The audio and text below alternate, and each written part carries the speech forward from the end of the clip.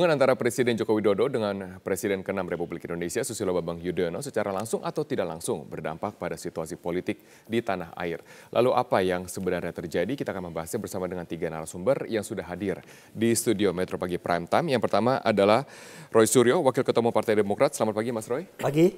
Pagi. Kemudian ada analis komunikasi politik yaitu Mas Gun-Gun Herianto. Selamat pagi Mas Gun-Gun. Pagi. Dan juga hadir bersama kami Adian Napitupulu, kader PD Perjuangan yang saat ini duduk di DPR sebagai anggota DPR fraksi PDIP. Selamat pagi Mas Adian. Pagi.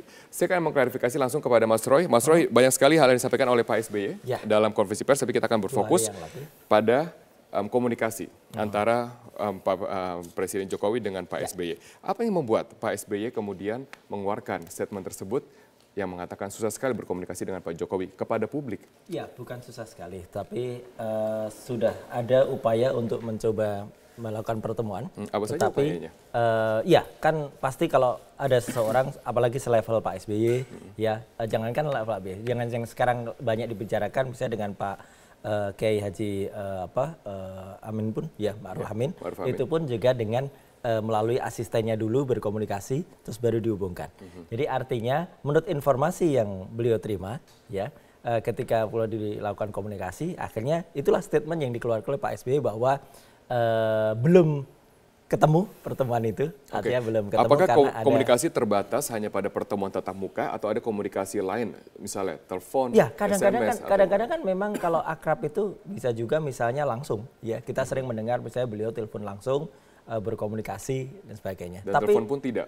Iya, intinya begini, intinya memang benar kalau tadi disampaikan ada kendala yang dan itu disampaikan oleh Pak SBY dan itu pun ya kita hanya mengulangi aja statement dari Pak SBY bahwa dari Pak Jokowi juga baik, beliau juga menginginkan pertemuan itu, Pak SBY juga menginginkan pertemuan itu. Dari kemarin juga disampaikan ada 2 atau 3 yang Mas jangan tanyakan itu ke saya karena saya juga tidak tahu itu siapa. Oke, baik. Saya ingin memperjelas. Berarti tidak hanya pertemuan tatap muka, tapi pertemuan melalui sambungan telepon pun juga tidak mendapatkan fasilitasi. Informasi itu yang kami terima. Oke, ya. baik. Jadi saya akan langsung konfirmasi kepada Mas Adian. Sebenarnya keinginan untuk itu kan sudah ada. Sudah ada, tapi oke. Mas Adian, apakah benar begitu sulit untuk menghubungi Pak Jokowi yang ada maksud baik dan juga motif dari Pak SBY untuk menghubungi baik, tapi selama ini terbentur karena berbagai alasan? Yang saya tahu, Presiden Jokowi itu menemui banyak orang, siapa saja dari berbagai kalangan. Bahkan terakhir misalnya di Solo dia bertemu dengan sekian banyak babinsa segala macam dan sebagainya. Yang selama ini mungkin tidak pernah disentuh oleh presiden-presiden sebelumnya. Dan tidak problem, dia bisa bertemu dengan tukang beca sekalipun, dia bisa bertemu dengan kalangan-kalangan yang mahasiswa dan sebagainya, nggak ada masalah. Saya tidak tahu apakah itu masalah itu cuma persoalan buat Pak SBY atau bagaimana, apakah memang, ini kan tidak bisa terkonfirmasi toh, apakah Pak SBY sudah coba komunikasi, kapan itu, lewat siapa, jalurnya benar atau tidak, resmi atau tidak dan sebagainya. Ada suratnya tidak yang dikirimkan, ada tanda terima suratnya tidak yang dimiliki oleh. Tapi informasi yang Anda dapatkan dari kalangan istana, apakah sudah ada upaya-upaya untuk menghubungi Presiden Jokowi dari Presiden ke-6 SBY? Nah, justru karena tidak bisa terkonfirmasi seperti itu. Kalau kita bicara tentang ketatanegaraan ya, mengundang, ingin bertemu, ingin bicara segala macam, dan Pak SBY tentunya tahu bahwa mekanisme formal ketatanegaraan juga perlu dilakukan.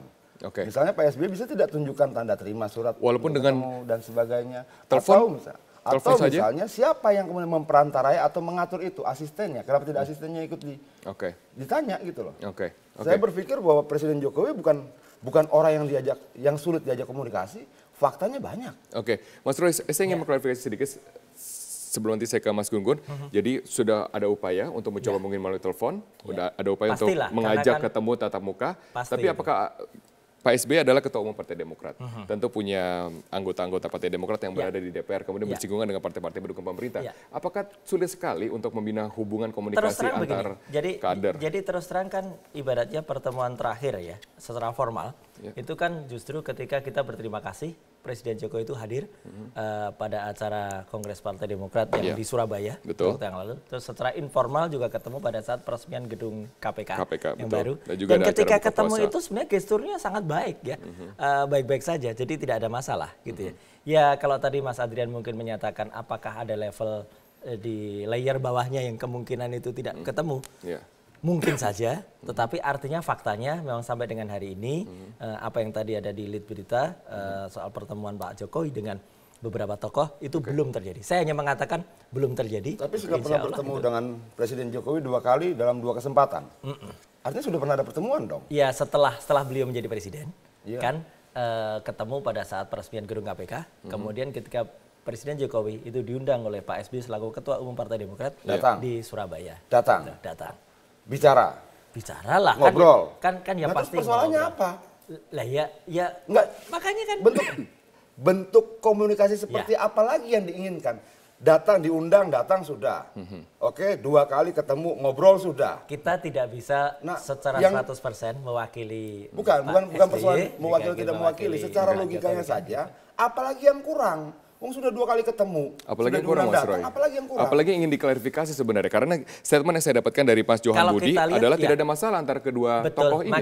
Makanya kan di saat situasi yang mungkin kalau menurut sebagian besar orang sekarang ini perlu ada sikap kenegarawanan dari semua pihak. Akan sangat baik kalau jika ada pertemuan lanjutan lagi.